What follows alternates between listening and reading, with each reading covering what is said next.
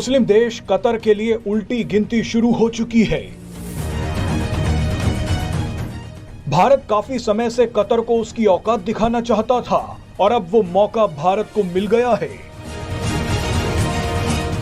Qatar ने गैर कानूनी तरीके से भारत के 8 पूर्व नौसैनिकों को मौत की सजा सुना दी, लेकिन आप लिखकर रख लीजिए कि सूली पर मुस्लिम देश कतर ही चढ़ेगा।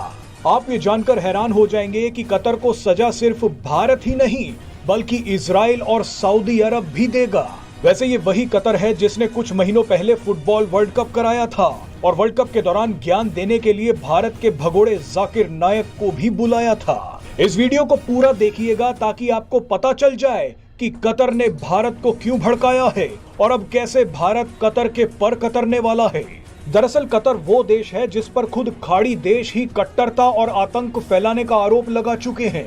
2017 में सऊदी अरब, संयुक्त अरब अमीरात, बहरीन और इजिप्ट जैसे देशों ने कतर से अपने राजनीतिक संबंधों को तोड़ लिया था। सऊदी अरब ने आरोप लगाया था कि कतर कई आतंकी संगठनों का समर्थन करता है। उस समय इन सभी देशों ने कतर जाने वाली फ्लाइट्स पर रोक लगा दी थी, अपने देश से कतर के नागरिकों को बाहर कर दिया था। यहां तक कि दुनिया में जहर फैलाने वाली कतर की मीडिया कंपनी अल जजीरा को भी बैन कर दिया गया था। अब इसी का फायदा भारत कतर की धज्जियां उड़ाने के लिए करेगा। भारत कतर का वही हाल करेगा जैसा किसी आतंकी देश के साथ किया जाता है। कतर का हुक्का पानी बंद करवाया जाएगा, ठीक वैसे ही जैसा पाकिस्तान के साथ किया गया और फिर कनाडा के साथ किया गया। अब नंबर कतर का है। कतर को झुकाने में ज्यादा समय नहीं लगेगा क्योंकि खुद खाड़ी देश ही कतर से नफरत करते हैं। आपको बता दें कि कतर ने भारत और इजराइल का एक साथ गिरेबान पकड़ने की कोशिश की है।